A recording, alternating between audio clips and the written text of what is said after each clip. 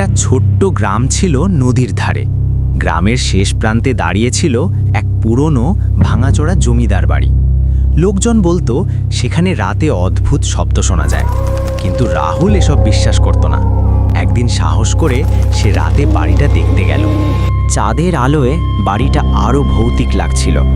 দরজা ঠেলে ভেতরে ঢুকতেই ঠান্ডা হাওয়া তার গা শিরশির করে তুলল।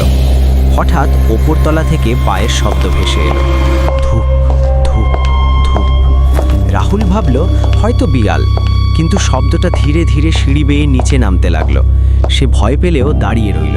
ঠিক তখনই সামনে একটা সাদা শাড়ি পরা ছায়া মূর্তি দেখা দিল। মুখটা অস্পষ্ট, কিন্তু চোখ দুটো যেন জ্বলছে। কাঁপা গলায় রাহুল বলল, কে কে তুমি? মৃদু কণ্ঠে উত্তর এলো, আমি এই বাড়ির মালিকের মেয়ে।